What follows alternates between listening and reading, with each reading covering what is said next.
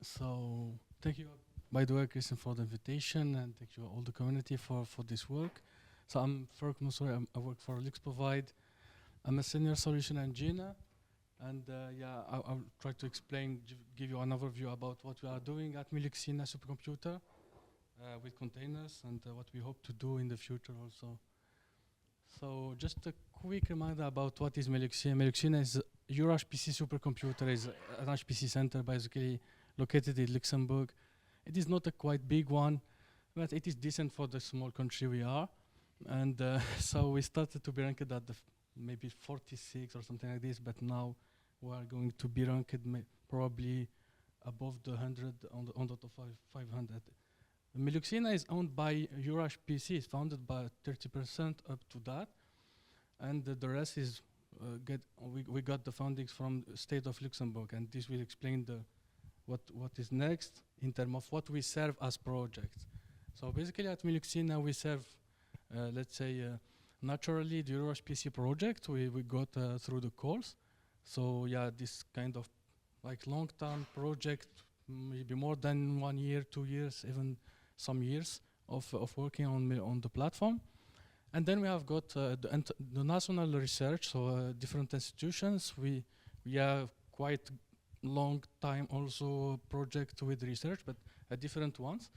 And the rest, like about 60% of the machine and of our time is dedicated for the commercial project, focusing on Luxembourg and in Europe.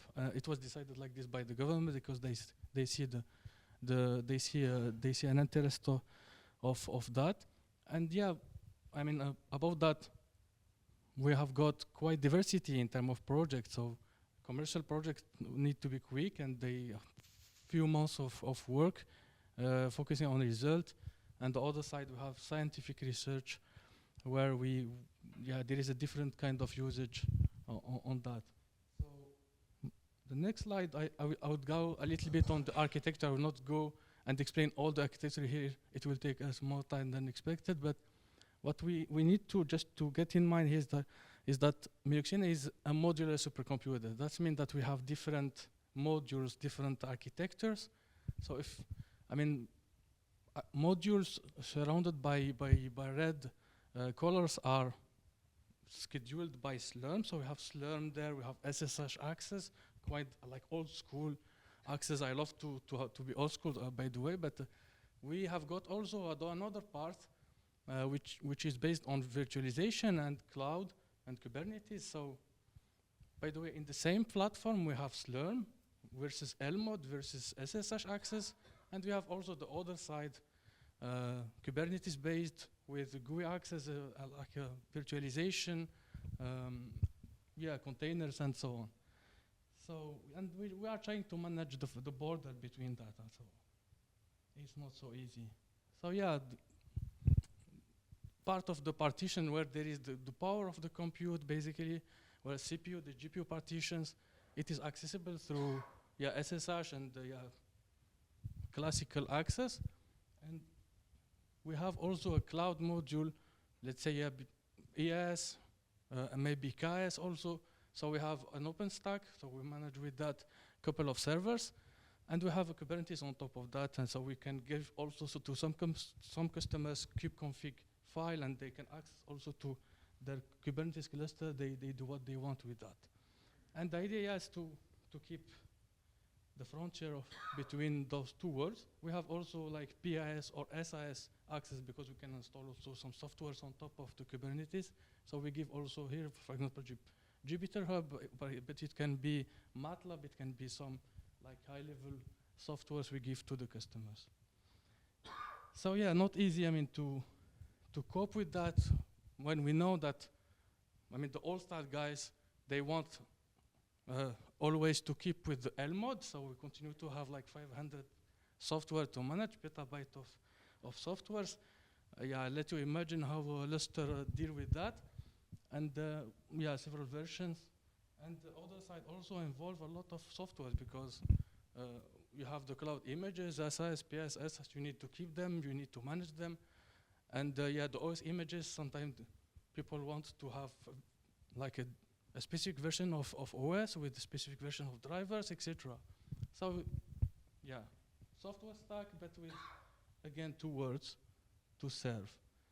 So our idea is that we have the feeling that with containers, we can find kind of solution to harmonize everything.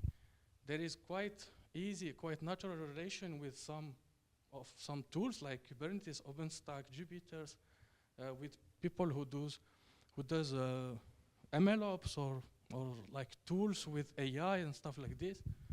But we are finding quite problems with, let's be explained like the other side, with Slurm, with Elmod especially, and especially when you add this, like the component of where you can store everything, where you store the images, what is the caching, yeah, and how everything can be, let's say, harmonized, and how you can make the interoperability between those components like easy to use and produce kind of easy environment for the user and for us as a manager of the supercomputer. So yeah, to finalize, we have the feeling that containers can resolve and yeah, match the gap between those two environments. But we have also the feeling that we miss something. Well, like we don't want to construct something on our corner outside of the community, and we finalize we end up with something like we need to maintain on our own. But we feel that maybe the community can bring something on top of the containers to help to use the containers on HPC and maybe on the cloud, meaningful, like in an environment with modular component. And I just put the image of the quantum because we are in the way also to own a quantum. So what will do the containers with quantum computers? Because I don't know. So this is just open question. So yeah, this is what we are doing, what we are trying to do. So yeah, thank you for listening.